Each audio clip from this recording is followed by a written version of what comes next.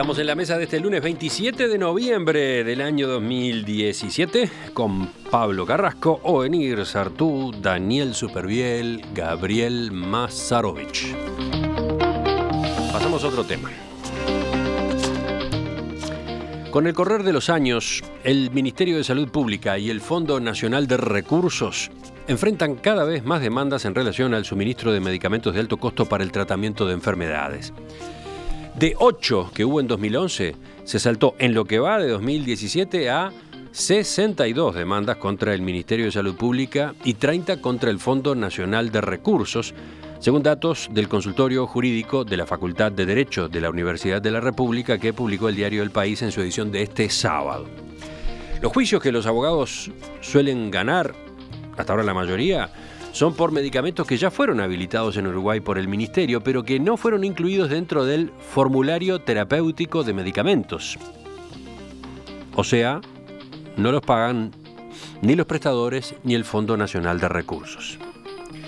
Según denuncian abogados como Juan Cereta, profesor referente en acciones de amparo para medicamentos de alto costo en la Facultad de Derecho de la UDELAR, el Ministerio está demorando los registros de medicamentos para evitar tener que pagar los tratamientos. ¿Quién empieza con este tema? Varios de ustedes estaban interesados. Pablo, sí, vamos contigo. A mí particularmente me interesaba este tema. Tengo personas muy cercanas padeciéndolo. He visto otros casos que ya no pueden contarlo. Y a mí me parece de las cosas más... a mí me parece una vergüenza. Me parece realmente algo imperdonable, algo que no deberíamos ni haber llegado a una mesa de discusión con este tema. Yo creo que ya tener cáncer en el Uruguay debe ser uno de los peores lugares del mundo para tener un cáncer, es el Uruguay, por razones que pueden ser arreglables. La estampida de gente con dinero que se va al sirio libanés, lo recuerdo muy bien documentado en una nota que Paula Barquet del País hizo sobre el cáncer en Uruguay. Es el comienzo del calvario de los pacientes, ¿no? Que después tienen que, en los cambios tremendos que ha habido en la medicina contra el cáncer, terminan a la persona que tiene que abordar lo peor que te puede hacer, que es casi que el plan de retirada de esta vida. Tenés que ponerte... agacharte, remangarte y empezar a pelear con el Estado en un juicio y en apelaciones y eso es absolutamente cruel e innecesario, ¿no? Ese es mi planteamiento inicial, porque supongo que vos querés hacer una ronda inicial y después profundizar. Introduzcamos algún dato más, algún elemento más. El precio de un tratamiento con medicamentos considerados de alto costo varía, pero puede llegar a $150.000 por año para enfermedades como el cáncer, hepatitis C, esclerosis múltiple, entre otras. Lo agrego porque nos choque o no nos choque, lo consideremos válido o no, este argumento existe. Es el argumento. Claro, ahí está una parte de la cosa, ¿no? A mí me parece que realmente un país donde una persona puede morirse sin recibir el tratamiento que existe por razones meramente económicas, me parece que es una vergüenza de país. Después nos llenamos la boca hablando de derechos humanos y hablando de cuánta pavada se dice sobre el tema. Cuando llega el caso concreto, una persona enferma tiene que terminar. Ahora no solo reclamando judicialmente, por suerte ha habido un cambio en la actitud del Poder Judicial, felizmente, en el sentido de que ahora dan el amparo en general y permite que la persona acceda a la medicación.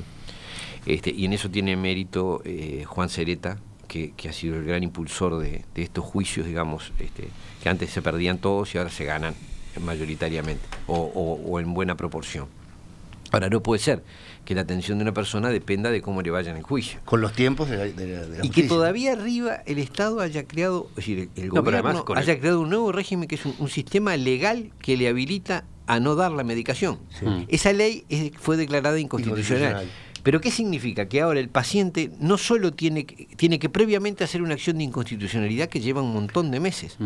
Entonces, si se le suma la inconstitucionalidad más el juicio después, la persona se muere sin recibir el tratamiento. Es decir, es una chicana legal. Lo cierto es que en el mejor de los casos el tratamiento llega tarde. A eso me refiero. Sumado a todo lo que implica desde el punto de vista psicológico. Tener que estar luchando para recibir la atención ese juicio, y vivir meses o años sin recibir el tratamiento adecuado, sabiendo que ese tratamiento existe. Entonces, y cuando uno ve las cosas que se hacen, lo que se gasta, lo que se está dispuesto a gastar alegremente para dudosas inversiones económicas, y no existe dinero para pagar.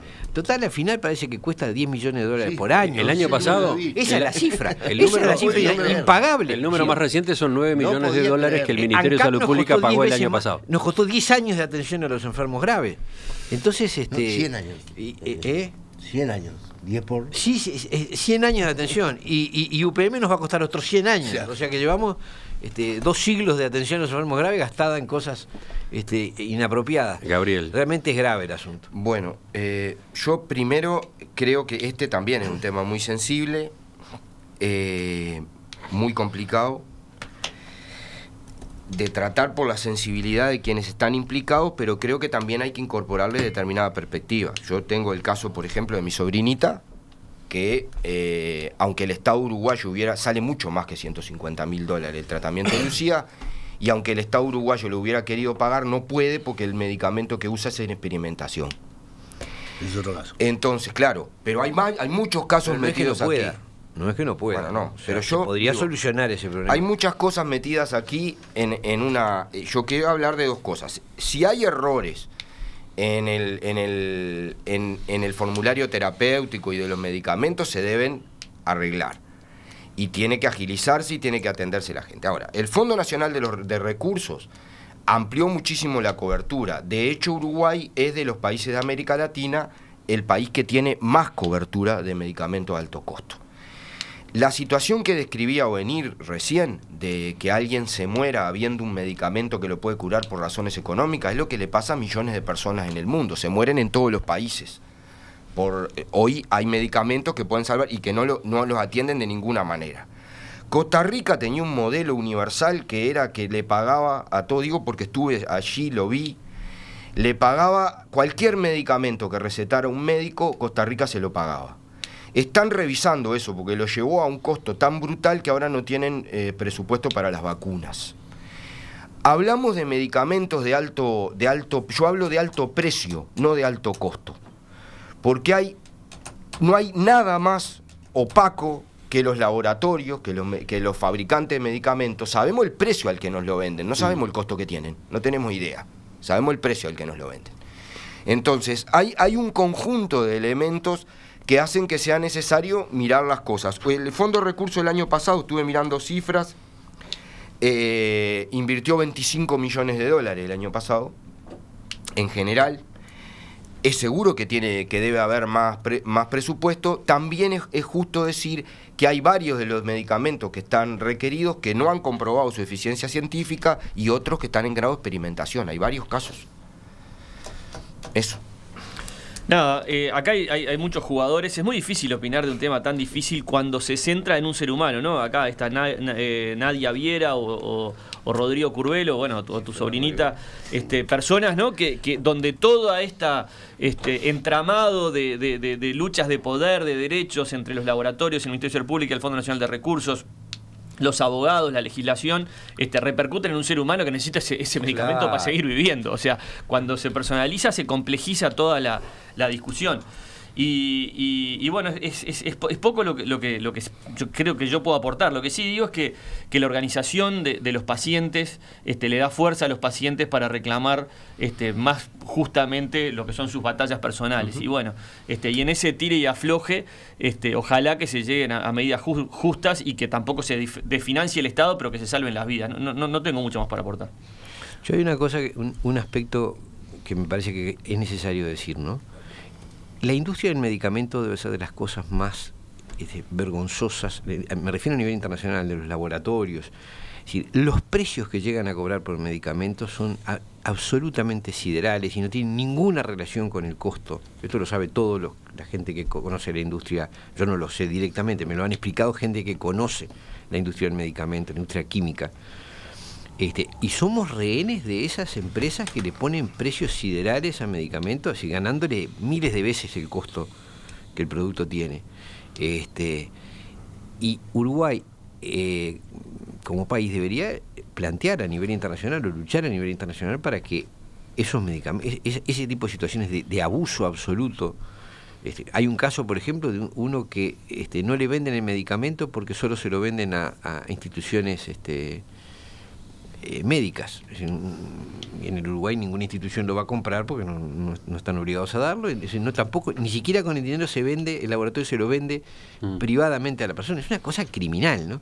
Bueno, o sea, para mí Uruguay debería plantear como país una política totalmente distinta, en el cual luchara a nivel internacional, a nivel de los tribunales de derechos humanos, ya que son tan partidarios de eso, que luchara para que este tema se regulara. No es posible que empresas privadas, por razones comerciales, nieguen el medicamento en ciertos mercados porque no les sirve introducirlo, o directamente le cobren un precio imposible de pagar. Un camino intermedio que se anunció desde el Ministerio de Salud Pública era la negociación en conjunto con otros países para comprar y obtener mejores precios por volumen. Bueno, ¿no? a eso me refiero, a que me parece que hay que encarar el tema de que no es posible ser rehenes de empresas absolutamente abusadoras, ¿no? Pablo.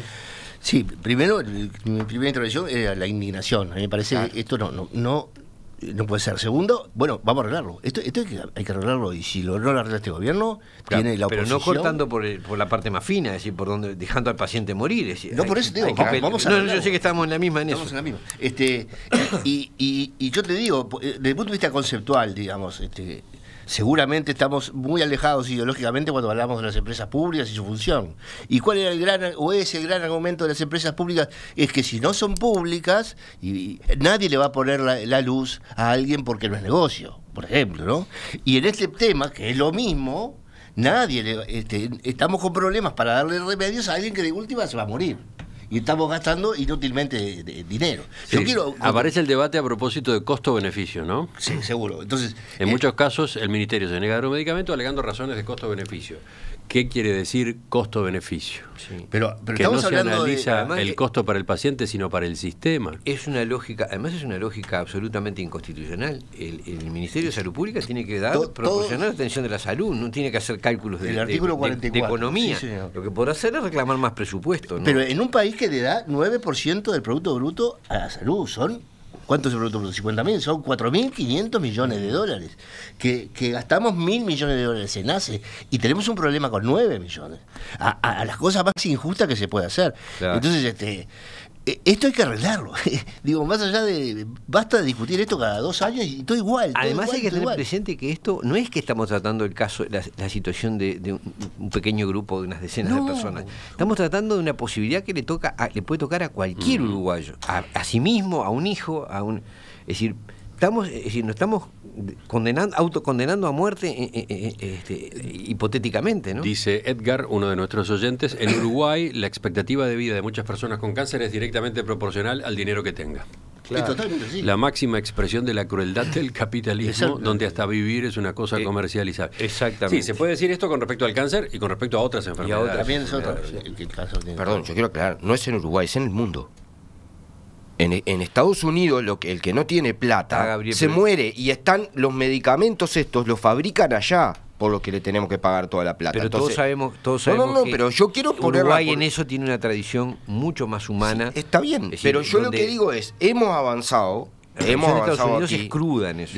En Estados Unidos y en el resto del mundo. En Guatemala te morís, en México te morís, en Brasil te morís, pero porque no te atienden. Pero te estás comparando con situaciones patéticas. Nosotros tenemos otra. En España te morís. Nosotros tenemos otra tradición. En el Uruguay la atención siempre es decir, había yo salud lo que digo pública que y había un sistema mutual que cubría. Claro. Hoy esos sistemas están tratando de restringir. Yo lo que me refiero a estas cosas, a 2 o 3 cosas. Primero, la indignación es justa, la organización es un derecho, que reclamen está bien, y hay que buscarle soluciones a situaciones que son dramáticas. Lo que digo es que acá hay 2 o 3 cosas bien importantes. Primero, se amplió mucho el Fondo Nacional de Recursos. El Fondo Nacional de Recursos antes solo era operaciones. Incluye desde hace muy pocos años los medicamentos de alto precio. Vuelvo a decir porque el costo no lo sabemos. Ojalá lo supiéramos.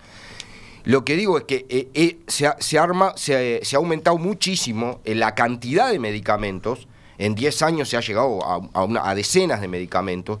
2 veces por año se incluyen medicamentos. ¿Eso le da respuesta a todos? No le da respuesta a todos. Pero se ha avanzado y también creo que se tiene que avanzar más. Tercero, el debate de fondo que termino es discutir si la salud es un negocio o es un derecho. Pero eso y ahí pero ahí tenemos después, Gabriel. no está después, porque es parte central de esto. No está después. El gobierno no está yendo rumbo a resolver el problema, el gobierno está haciendo lo contrario. El gobierno ahora, por ejemplo, tiene la chicana de que si no lo obliga a registras, hacer la inconstitucionalidad. pero que vos podés hacer además, un juicio si está registrado. Claro, y no registra. Entonces le pido que cajonen un poquito, porque si no, todos esos remedios que van registrados son todos de juicio. Así que estamos hablando de cambiar la dirección. En vez del sur, vamos a dar vuelta para el norte. No, pero antes había solo norte. Ahora esos medicamentos hay registro. Antes no le pagaban a nadie ningún medicamento hace 10 años atrás. No, ninguno. Yo te estoy hablando no le pagaban a nadie. No es así, no es así. Dos aclaraciones, dos mensajes que vienen de algún modo del lado de la industria. Por ejemplo, dice Gonzalo: los laboratorios no son instituciones de beneficencia. La biotecnología implica inversiones multimillonarias de alto riesgo. Si en esas inversiones no hay progreso, los estados son los responsables de la salud de la población, agrega el oyente. Claro, pero los laboratorios no dejan que se fabriquen medicamentos genéricos y hacen la guerra de patentes para seguir haciendo lucro con la vida y la muerte de la gente, porque han hecho un lucro en la salud. Bueno, pero ahí está el debate, si están haciendo lucro o es están descontando inversiones muy altas. Hay medicamentos que debieron realizar. Probados tranquilamente, que de costo le salen $40 y te lo cobran 12.000 o 20.000. Claro, pero el costo de fabricarlo, ¿qué hay detrás? Con la investigación incorporada. Con la investigación incorporada. Y después Eugenio aclara, sin que quiera de esta forma defender a nadie: los laboratorios no tienen autorización para la venta a particulares.